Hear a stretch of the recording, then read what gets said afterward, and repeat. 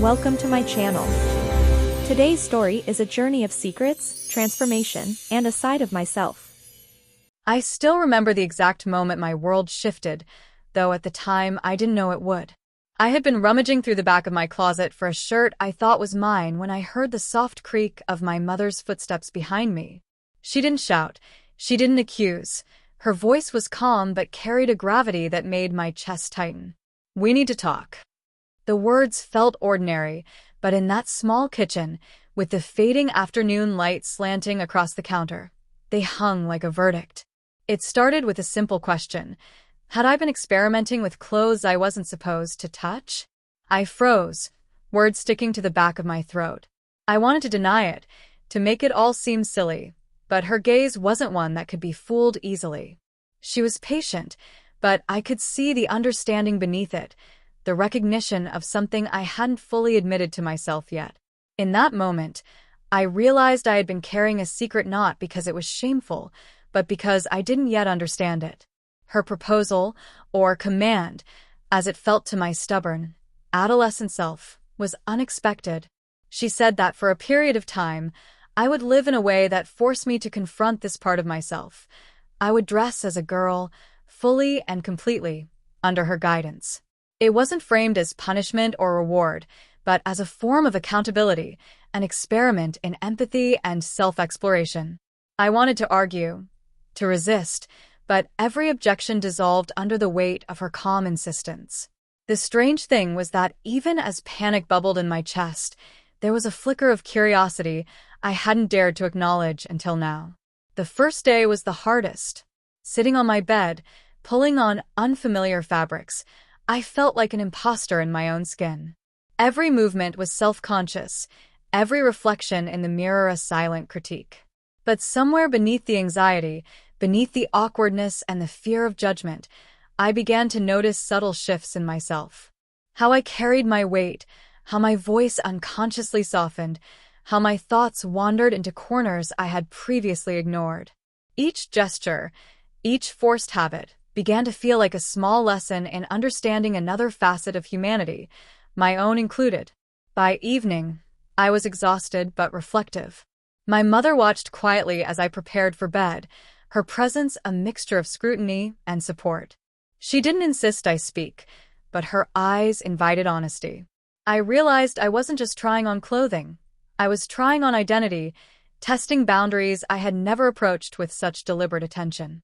And though I had no idea where this path would lead, I felt the first hint of clarity, that growth, uncomfortable and disorienting though it might be, was worth enduring. The next morning arrived with an uneasy quiet. I woke before the sun, the room half lit by the pale, gray light seeping through the blinds. I lay there, staring at the ceiling, tracing the familiar grooves and cracks, trying to anchor myself in something I recognized. But my body felt foreign, heavier in some ways, softer in others, and the memory of yesterday's clothing experiment clung to my skin like a whisper I couldn't shake. I realized that my mother's suggestion was not just about clothes. It was a mirror she was holding up to my psyche, demanding I confront truths I had been running from. Breakfast was subdued. My mother moved with her usual efficiency, but there was a quiet tension in the air, a sense that something had shifted irrevocably. She asked about my plans for the day, but even small talk felt loaded. I noticed how my own voice sounded different, how the words I spoke seemed to carry a weight they never had before, as if acknowledging this side of myself required a certain humility I hadn't exercised. I wasn't sure I wanted this, but I also knew I couldn't ignore it. The cognitive dissonance, the pull between denial and curiosity, twisted in my chest like a slow, persistent knot. By mid-morning, I found myself standing in front of the mirror again. I had chosen an outfit with her guidance, a simple skirt, a soft sweater, and shoes that didn't feel like shoes I would normally wear. Everything about the ensemble felt wrong, and right all at once. I ran my hands along the fabric, noticing the texture, the way it conformed differently to my body. There was a strange intimacy in the act, a connection to something I had always dismissed as frivolous or alien. And yet, as I looked at myself, I realized I was beginning to see potential, not the potential of becoming someone else, but the potential of becoming more fully myself. The day stretched onward with subtle, almost imperceptible lessons. I ventured outside briefly, and the world responded differently. The way people glanced at me, the way my own posture shifted without conscious effort, reminded me that identity is both personal and social. There was a vulnerability in being observed, a humbling recognition that the way we present ourselves communicates truths whether we intend it to or not. I felt exposed, but not humiliated. Each look, each passing judgment or assumption was a lesson in empathy. I began to understand how much of our daily behavior is shaped by expectation, by the unseen social contract that demands conformity, and how radical it can be to simply inhabit a different space in that contract, even for a short time. By evening, exhaustion hit me like a wave. My limbs ached in new ways, my thoughts raced, and yet there was a clarity I hadn't anticipated. I started journaling, at my mother's suggestion, but also as a lifeline. Words poured out, fears, questions, observations, reflections. I wrote about how strange it felt to inhabit a body that now seemed partially performative, partially authentic. I wrote about the tension between my desire for privacy and my growing awareness that hiding this part of myself had only created anxiety. I wrote about empathy, about how living, even temporarily, in the world as someone perceived differently could teach lessons that textbooks never could. Night came, quiet and patient. I lay in bed, feeling a new kind of fatigue, not just physical, but moral, emotional, and intellectual. My mother knocked softly, checking on me, and I realized that this was not punishment. It was a form of accountability, yes, but also guidance, a structured way to confront internal truths and social realities simultaneously. I had begun to see that transformation was not a switch, not a performance, but a sustained exercise in reflection, honesty, and courage. I fell asleep thinking about the day I had lived, not the clothes I had worn. I thought about the responsibility of understanding oneself fully, and the responsibility of treating others' differences with care. I felt a flicker of gratitude, not for the discomfort, but for the opportunity it represented. Tomorrow, I knew, would bring more questions, more challenges, more awkwardness. But it would also bring insight, and insight, I realized, was a currency worth paying attention to. The following days were a strange combination of routine and revelation. Each morning, I approached the mirror with a mix of dread and curiosity, learning to navigate this life my mother had asked me to inhabit. I quickly realized that the challenge was not just physical, it was social.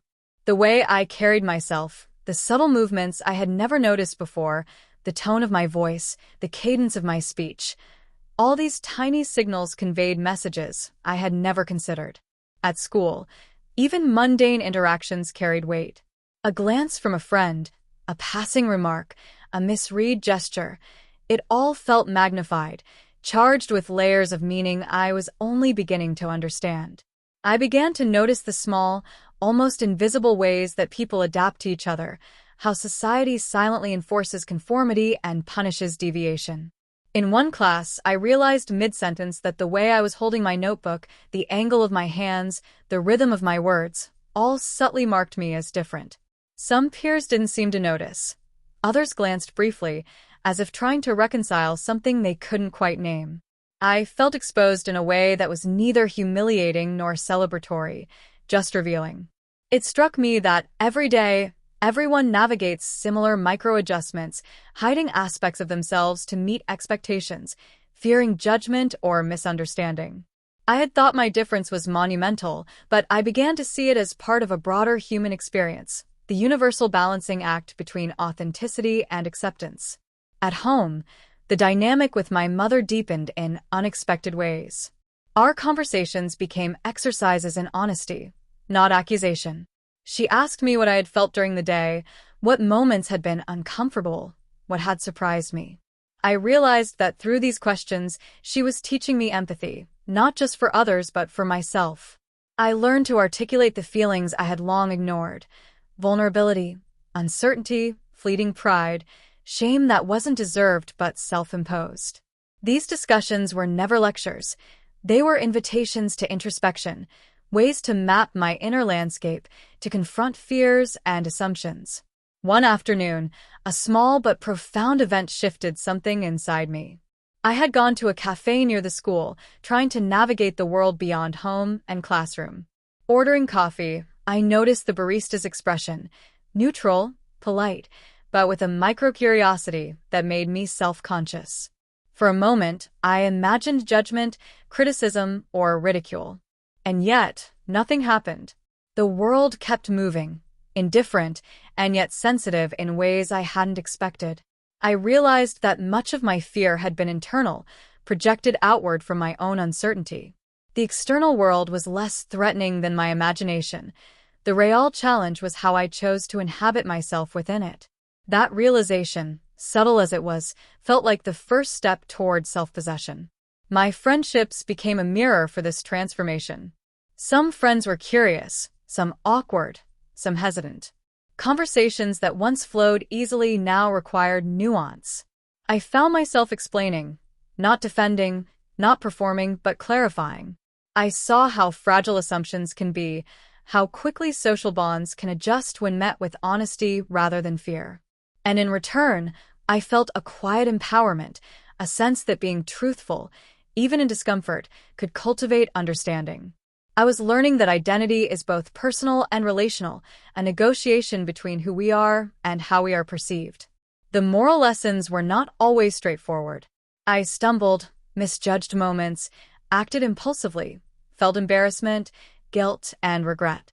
Each misstep was a mirror, reflecting aspects of myself I hadn't wanted to see. Sometimes I resented the process, frustrated by the slow pace of change, the discomfort of visibility. Other times, I was struck by the depth of insight it offered, about social expectation, about internalized shame, about the courage it takes to simply exist authentically. I began to understand that personal growth is rarely linear. It is messy, iterative, and often invisible to everyone but the one undergoing it. Evenings became a sacred time for reflection.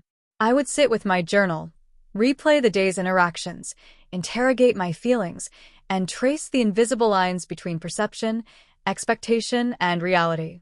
I realized that the clothes I wore were not a costume but a catalyst, a tool that forced me to confront questions I had skirted for years. I began to see patterns in my reactions. When I felt shame, it often came from imagined judgment. When I felt pride, it came from small victories in honesty and self-possession. Each reflection was a step toward internal coherence, a recognition that identity is a living, evolving process, not a fixed label. By the end of the week, I noticed subtle changes in my sense of self. My posture had shifted, my voice had gained a steadiness I hadn't expected, my awareness of others' experiences had deepened. But more importantly, my understanding of responsibility had expanded. I realized that exploring myself so fully required me to act with integrity, to treat others with empathy, to recognize the ripple effect of my choices. Transformation, I began to see, was not merely about appearance or even self-recognition. It was about the ethical and emotional dimensions of existence, about learning to navigate the world with honesty, compassion, and self-awareness. I lay in bed that night, exhausted in a different way than before. The day had demanded emotional labor I hadn't anticipated, but it had also offered something invaluable: insight. I felt a cautious hope, a sense that while the path ahead would not be easy, it promised growth in ways I had never imagined. And for the first time, I felt a subtle alignment between my inner and outer worlds, a fragile, promising coherence that suggested I was beginning to inhabit myself fully, even if incompletely, even if imperfectly. Days turned into a rhythm I hadn't anticipated, a rhythm that both comforted and unsettled me. Waking, dressing, navigating school, conversations, fleeting glances, and then returning home to the quiet scrutiny and support of my mother. It was exhausting, but it was shaping something profound inside me. I began to notice how much of life is spent performing, not in an artificial sense, but simply existing within the bounds of expectation. Now, with my mother's experiment as a lens, every action, every posture, every syllable carried a new weight, a new significance. And with that weight came insight, and sometimes guilt. The hardest moments were the ones that caught me off guard, social interactions that revealed my own unexamined biases, my assumptions about what was normal, my fear of judgment. One afternoon, I walked with a friend I'd known for years. She didn't say anything about my appearance at first, but later, she asked a question that pierced me with clarity. "Do you feel different?" Her tone wasn't accusatory, just curious. I realized I didn't know how to answer. Different in what sense? Physically? Emotionally? Socially? I felt myself faltering because I had been so focused on performing a role, I hadn't paused to process what I was actually feeling. That silence, that hesitation, was a mirror reflecting the complexity of self-awareness, of honesty, of identity. Home, as always, was a paradoxical sanctuary and arena. My mother's guidance was firm but kind, her questions incisive but patient. One evening, she asked me why I resisted fully naming my feelings. I paused, uncertain. "Because I'm afraid I'll say the wrong thing," I confessed. She nodded, as if she had expected this. "Saying the wrong thing isn't failure," she said. "It's part of learning. Growth happens in the missteps, not just the victories." Those words sank into me. I realized that transformation was not linear, and that the emotional labor, the introspection, the moral negotiation, was far heavier than the external gestures of clothing or voice or posture. School became a more complex terrain each day. I began noticing microaggressions that had previously passed unnoticed, subtle pressures that shaped behavior, and the invisible rules that govern gendered expectation. Sometimes I would catch myself tensing, imagining judgment where there might be none, imagining ridicule where there was only curiosity. The interplay between perception and reality became fascinating and frightening.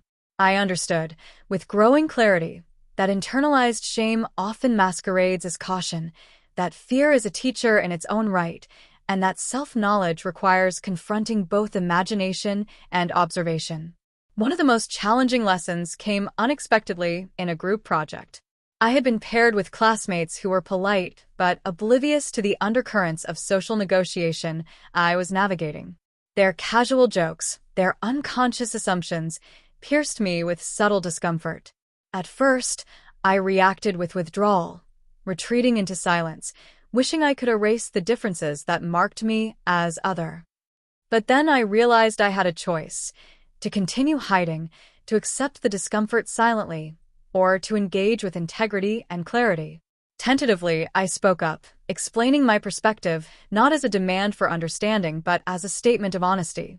The conversation was awkward, not seamless, but it left me with a profound sense of agency. Identity, I realized, is not just about self-perception. It is about navigating the space between self and society, with respect for both. Evenings grew longer as my mind churned with reflection.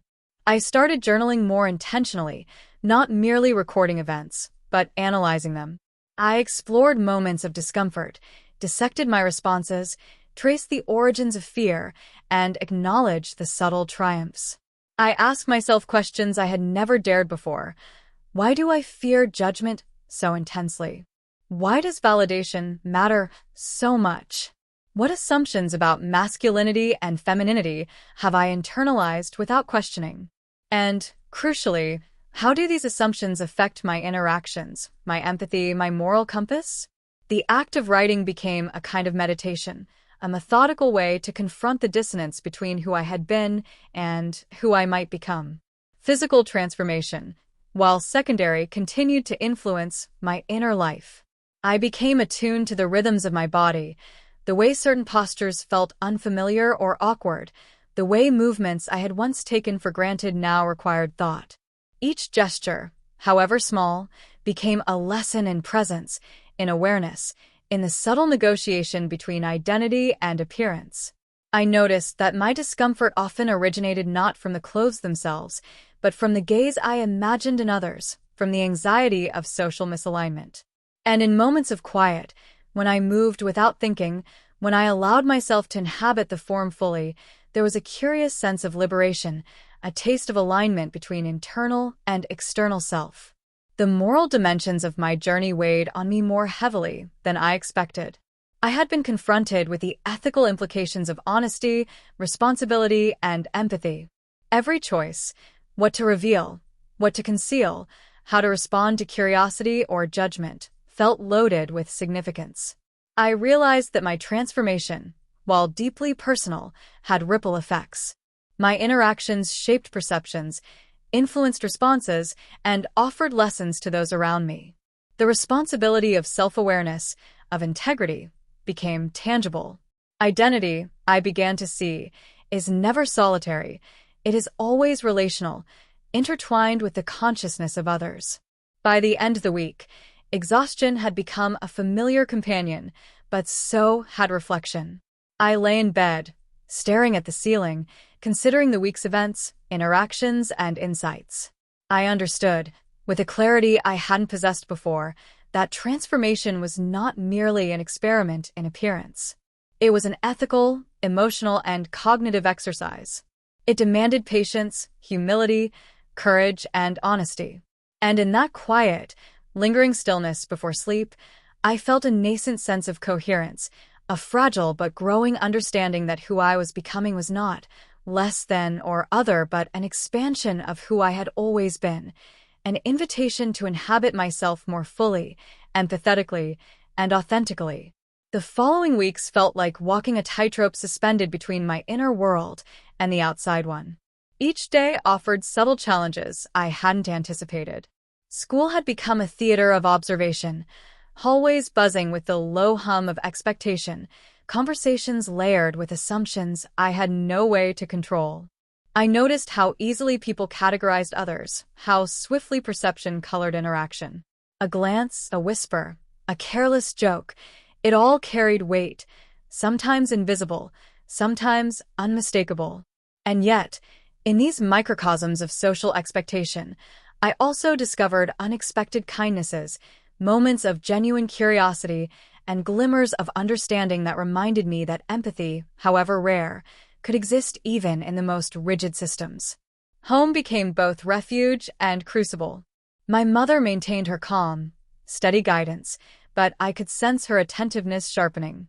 There were nights when she would sit beside me while I wrote, asking questions that penetrated deeper than any external observation.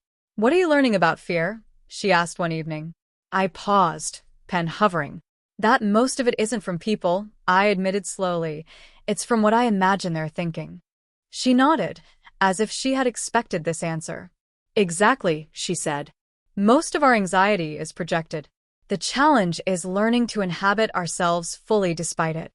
Those conversations became my lifeline, helping me translate internal turmoil into insight. My friendships evolved in ways I hadn't predicted. Some peers were openly supportive, others were cautious, as if they were testing the boundaries of understanding. One afternoon, I found myself in a conversation that cut deeper than I expected. A friend asked, "Do you ever wish you could just be normal again?" The question hit me in the chest. Normal. The word felt both alien and familiar. I realized that their curiosity was not judgment but a need for comprehension, a reflection of their own assumptions about identity. I took a deep breath and tried to articulate the complexity, that I didn't wish to escape myself, that this journey was uncomfortable but necessary, that growth required confronting discomfort, both internal and external. The conversation ended awkwardly, but I felt a quiet satisfaction. Clarity, I realized, was not about comfort, it was about honesty. The moral weight of my choices became clearer every day. I began to recognize that my actions had consequences beyond my own sense of self. The way I navigated social situations, whether I retreated, explained, or absorbed judgment, affected others' perceptions and, sometimes, their own capacity for empathy. Each decision carried subtle moral implications, a choice to speak honestly, a choice to confront fear, rather than hide, a choice to observe quietly rather than judge. Transformation was no longer merely personal, it was an ethical exercise, an ongoing negotiation between integrity, vulnerability, and relational awareness. I also began to notice the more subtle internal shifts. The clothes I wore, the posture I adopted, the voice I cultivated. All these external markers began to influence my internal life in unexpected ways. I discovered patience I hadn't known I possessed, compassion I hadn't realized I could summon, and a growing capacity for self-reflection that felt almost like a muscle I was learning to flex. Each morning's ritual, choosing an outfit, adjusting posture, rehearsing speech, became an exercise in mindfulness, a way to inhabit my body with intention rather than fear. It was exhausting, yes, but the fatigue was different now. It was not shame or anxiety alone, but a kind of labor that promised growth and understanding. Some days were harder than others. There were moments when I wanted to resist entirely, to throw off the clothes, abandon the experiment, and retreat into familiar, unquestioned patterns.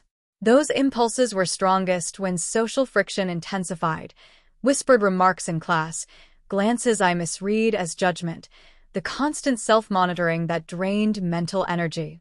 But every time I yielded to frustration, I reflected on the lessons my mother had instilled. Discomfort is a teacher, reflection is a path, and integrity is cultivated through endurance. I realized that fleeing from discomfort would deny me both insight and agency. The external world, meanwhile, continued to teach me about the relativity of perception. I became attuned to how people interpreted gestures, tones, and appearances, and how those interpretations could be both illuminating and misleading. One day, a teacher remarked casually on the confidence I was showing, and I was struck by how much of that confidence was performative, a deliberate negotiation of fear and posture. Yet the comment felt genuine, as if my conscious effort had begun to translate into authenticity. I understood that growth is sometimes invisible, sometimes misread, but always cumulative. Family dynamics deepened in complexity. My younger sibling, initially amused and confused by my transformation, began to show subtle signs of awareness, curiosity, hesitation, admiration. I realized that my choices were influencing the perceptions and emotional development of others in ways I hadn't predicted.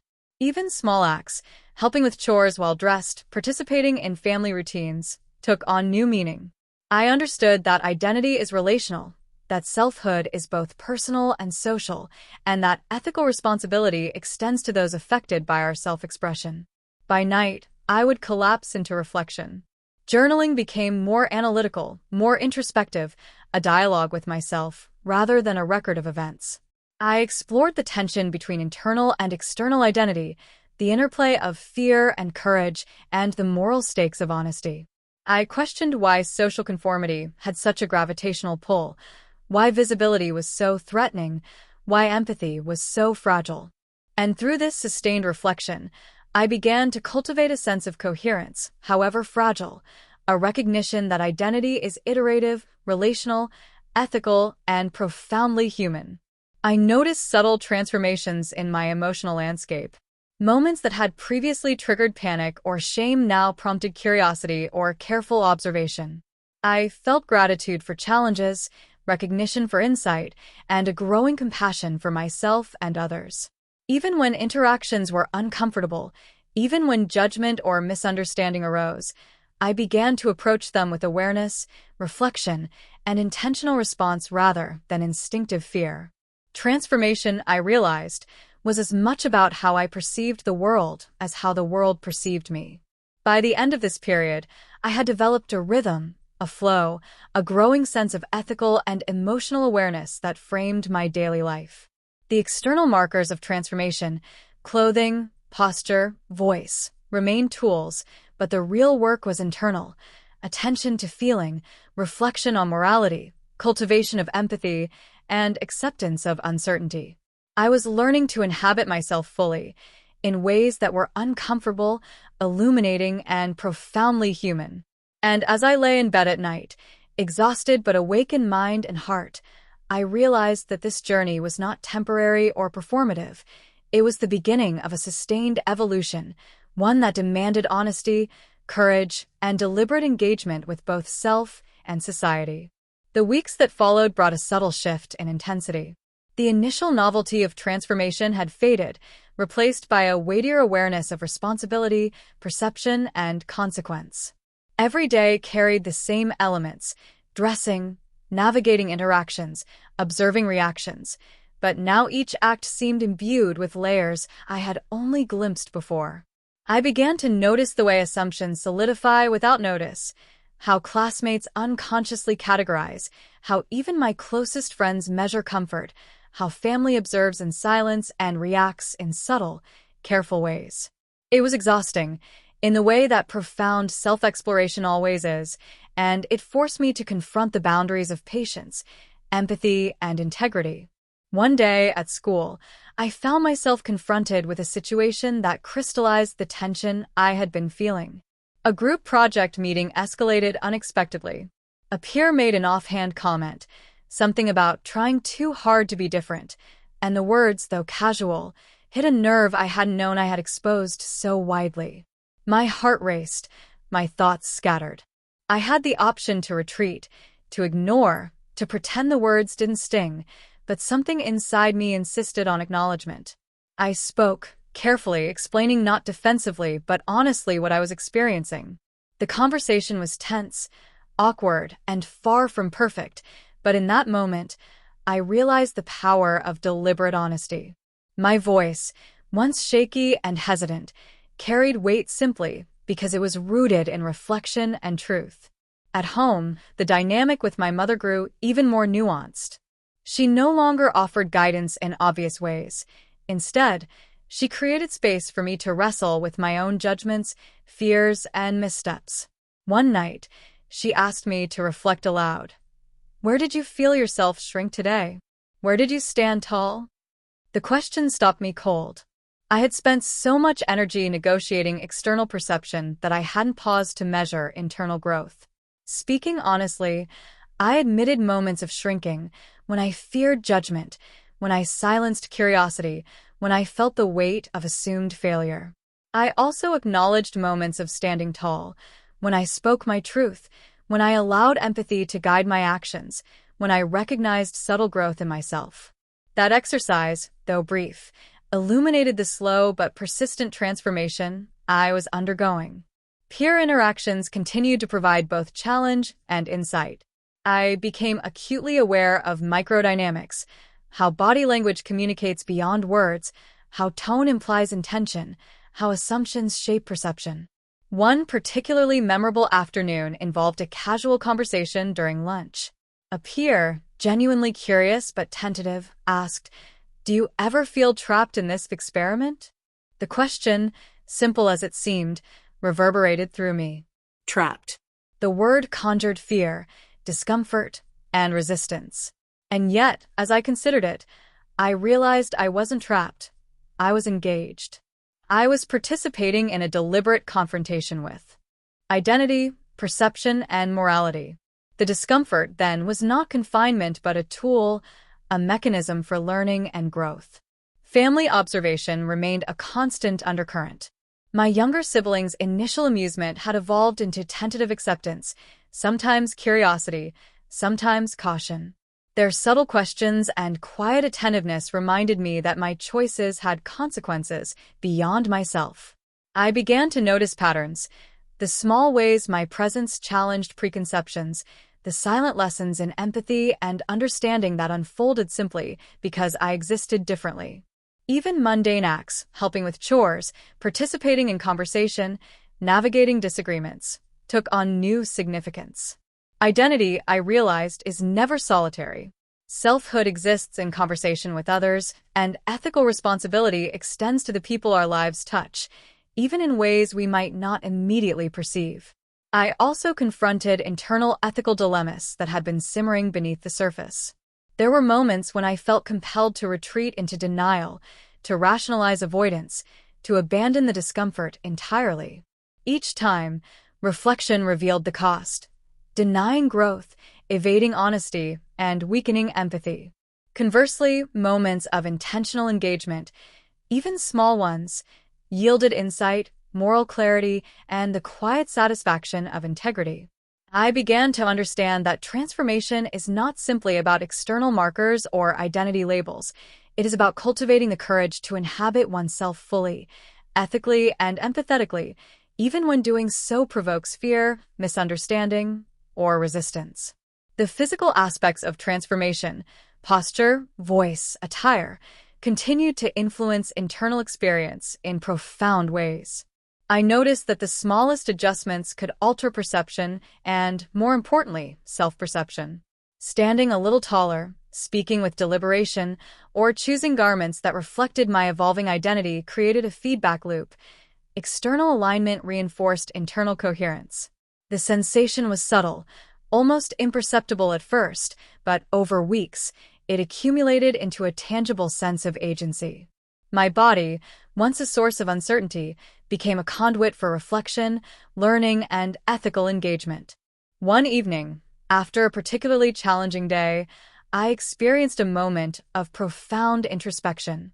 I had encountered misunderstanding from peers, misread signals, and my patience had frayed. Alone in my room, I reflected on the layers of fear, judgment, and expectation I carried, not just about others, but about myself. I realized that much of my suffering arose not from external events, but from internal narratives I had constructed, assumptions about judgment, imagined failure, anticipated shame. The insight was both humbling and liberating.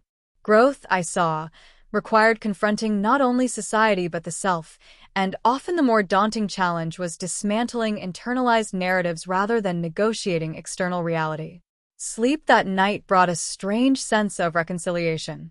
Exhausted in body but alert in mind, I recognized the contours of my evolving identity, the tension between internal truth and external expectation, the moral responsibility inherent in self-expression, the ethical labor of empathy, the necessity of honesty, and the fragile but persistent coherence emerging from sustained reflection. Transformation, I realized, was no longer simply experimental. It had become a lived ethic, a daily negotiation, a deliberate practice of self-understanding and moral engagement. By the end of this phase, I could feel the cumulative effect of weeks of conscious living, reflection, and ethical practice. I was no longer simply reacting to circumstances or external expectation. I was engaging with them intentionally, with awareness, with responsibility.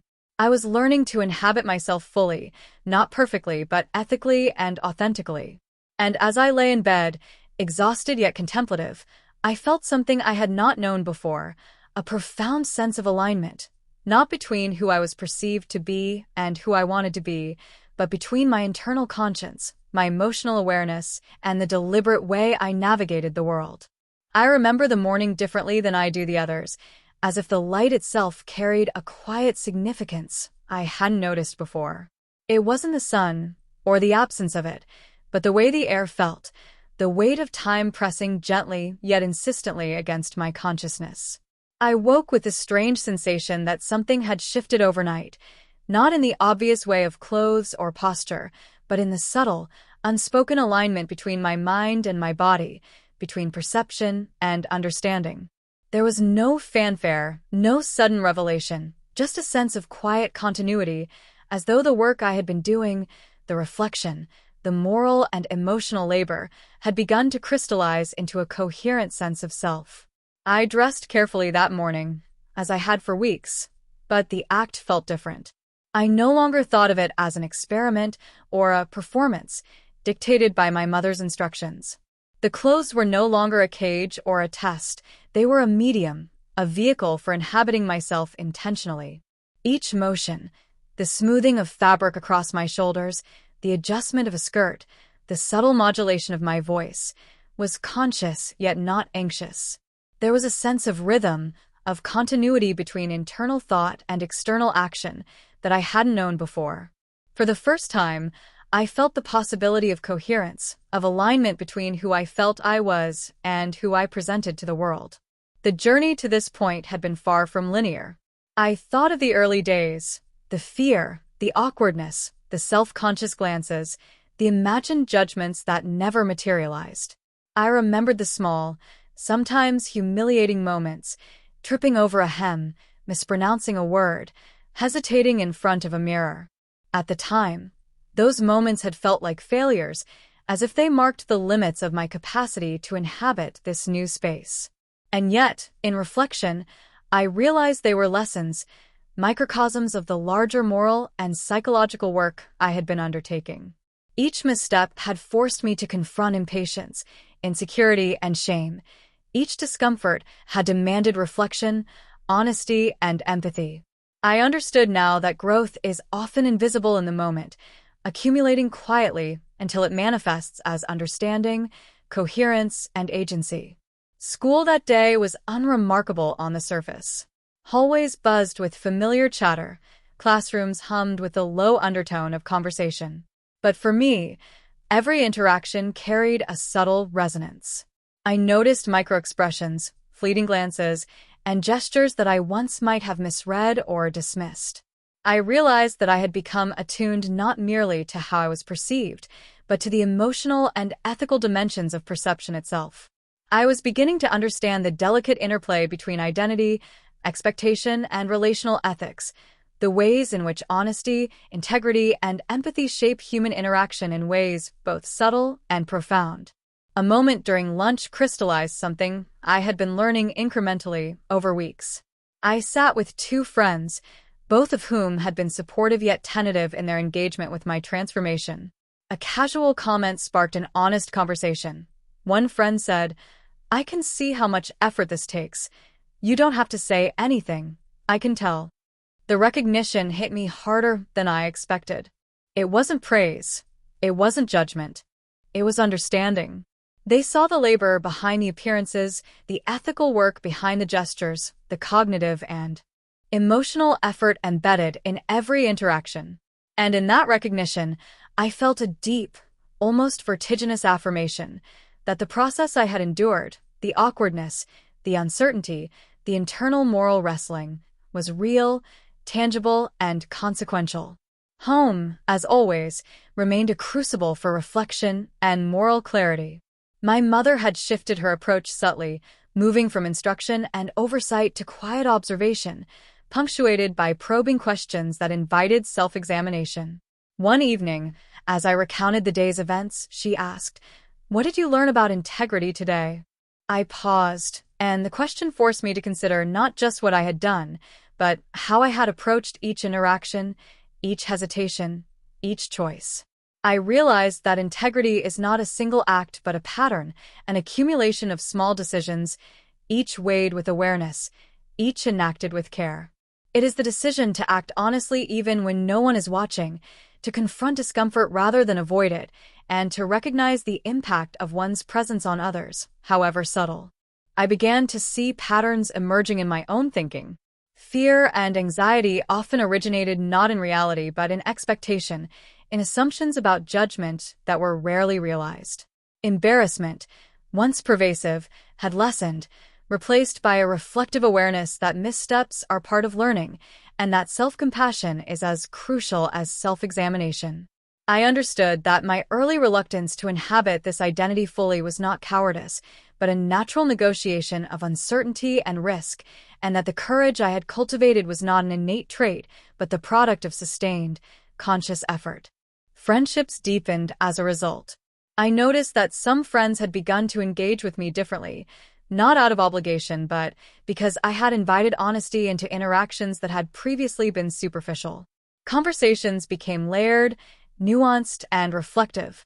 I found myself articulating emotions I had once avoided, sharing insights I had discovered through deliberate reflection, and listening with a patience and attentiveness I had rarely exercised before. Empathy, I realized, is a skill honed in context, cultivated through sustained engagement with others' experiences and reinforced by self-awareness. One particularly quiet evening, I reflected on the broader social implications of my journey.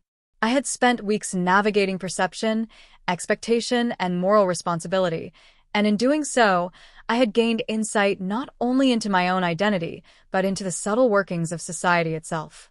I observed how assumptions about gender and appearance structure interactions, how social norms are enforced both explicitly and implicitly, and how courage, empathy, and integrity can disrupt or negotiate those norms in meaningful ways.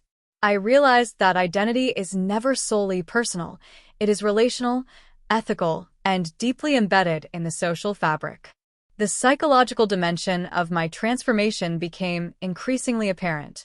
I noticed the accumulation of self-awareness, the emergence of patience, the capacity to tolerate discomfort, and the ability to reflect critically on internal narratives. I recognized patterns of thought that had previously constrained me: the fear of judgment, the compulsion to conform, the internalized belief that difference is inherently risky. These patterns did not vanish, but through deliberate observation and ethical practice, they were tempered, contextualized, and integrated into a coherent sense of self. I also recognized the fragility of social perception. One small misstep, a tone of voice, a misunderstood gesture, could trigger assumptions and judgments. And yet, I had learned that the responsibility for ethical engagement is as much internal as external. I could not control perception, but I could control response. I could not dictate understanding, but I could offer honesty. I could not eliminate discomfort, but I could inhabit it fully, reflectively, and empathetically. This awareness became a cornerstone of my identity, a lens through which I understood both myself and the relational world around me. By the end of that day, I had reached a subtle but profound understanding. Transformation is not merely a matter of appearance, behavior, or external validation. It is an ongoing negotiation of identity, ethics, empathy, and self-awareness. It is the practice of inhabiting oneself fully, honestly, and with integrity, even when that practice provokes discomfort, misunderstanding, or resistance. It is the recognition that growth is iterative, relational, and cumulative, and that the real work is internal, the conscious alignment of thought, feeling, and action in the service of authenticity and moral engagement. That night, I lay in bed longer than usual, tracing the contours of my experiences, recalling the cumulative lessons of weeks and months. I considered the early days, the awkwardness, the anxiety, the fear of judgment, and compared them to this moment of quiet clarity. I saw the trajectory not as linear but as a spiral, each circuit layering reflection atop experience, insight atop discomfort, ethical awareness atop emotional labor. I realized that the narrative of my transformation was not about clothing, posture, or even gender expression. It was about inhabiting myself ethically, empathetically, and consciously. I thought of my mother, her steady guidance, her willingness to hold space for my growth without dictating outcomes. I thought of friends, peers, and teachers who had reflected understanding, curiosity, and patience. I thought of the self I had been, the uncertainty, the fear, the resistance, and of the self I had become, a self capable of reflection, ethical reasoning, empathy, and deliberate engagement with both internal and external worlds. And I felt, for the first time fully, that transformation had achieved its purpose. It had illuminated the pathways of identity, moral responsibility, and human understanding in ways that transcended the superficial markers of clothing or appearance. In that quiet, lingering moment, I understood that I was no longer merely performing an identity or experimenting with appearance. I was living ethically, reflecting deeply, engaging empathetically, and inhabiting myself fully.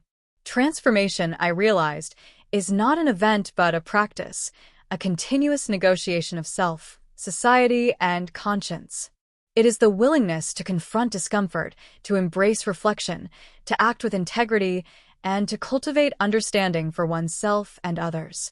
And in that understanding, I found a sense of coherence, not perfect or static, but alive, relational, and profoundly human. The journey had begun with a whispered conversation in a kitchen, an invitation to explore, to reflect, to inhabit an unfamiliar space. It had continued through awkward mornings, difficult conversations, social missteps, internal crises, and cumulative reflection. And now, after weeks of deliberate engagement, I felt something rare and valuable: alignment. Not alignment dictated by expectation or conformity, but alignment cultivated through honesty, empathy, ethical practice, and sustained reflection, a fragile, persistent coherence that allowed me, at last, to inhabit myself fully, consciously, and with integrity. It took months, Maybe years in the sense that personal growth can stretch time beyond the calendar to understand what had truly shifted. Looking back, I see the journey not as a series of dramatic moments, but as a subtle accumulation of choices, reflections, and encounters. Each Hesitation, misstep, and triumph had layered into a consciousness that could hold complexity, contradiction, and compassion simultaneously. I had begun as someone grappling with fear and curiosity, resisting change while longing for understanding. I emerged as someone learning to inhabit life deliberately, ethically, and empathetically, recognizing that identity is never fixed and that selfhood is inseparable from relational and moral awareness. The clothes, the voice, the posture, they no longer define me. They were tools, catalysts that revealed truths I might otherwise have avoided. The real transformation was internal. Patience cultivated through discomfort, courage forged in reflection, empathy strengthened by observation. I came to understand that difference is not threat, that vulnerability is not weakness, and that honesty, both with oneself and with others, is the most radical form of integrity. I still catch glimpses of the old uncertainty, and some days are heavier than others. Social pressure, fear of judgment, and the pull of expectation never entirely vanish. But now I approach them differently, with awareness, with reflection, with the ethical and emotional tools I have honed over months of conscious practice. I navigate the world not as someone performing a role or testing an experiment, but as someone inhabiting life fully, observing carefully, and acting with deliberate care. I have also come to see the broader lesson of the experience. Transformation is not simply personal, it radiates outward. The way we inhabit ourselves, even in private, shapes interactions, informs understanding, and teaches others, often silently, how to engage with difference, uncertainty, and complexity. Identity is relational. Morality is lived. Empathy is practiced. The most profound lessons often arrive in the quiet moments, a conversation that feels ordinary, a glance that carries recognition, a reflection that illuminates choice. And so I continue, not with certainty, not with perfection, but with awareness, curiosity, and integrity. I am aware that life will keep presenting challenges, misreadings, and moments of fear. But I am also aware that growth, self-understanding, and moral reflection are available at every turn, waiting for attention, courage, and honesty. I can inhabit myself fully, ethically, and empathetically, and in doing so, I can witness others doing the same. The journey began with a quiet conversation in a kitchen, a directive that felt both strange and terrifying. It ends, not with finality, but with ongoing possibility. The possibility of alignment between thought and action, self and society, identity and morality. And in that alignment, fragile, evolving, profoundly human, I find not just understanding of myself, but understanding of what it means to be fully alive in the world, accountable, reflective, and compassionate.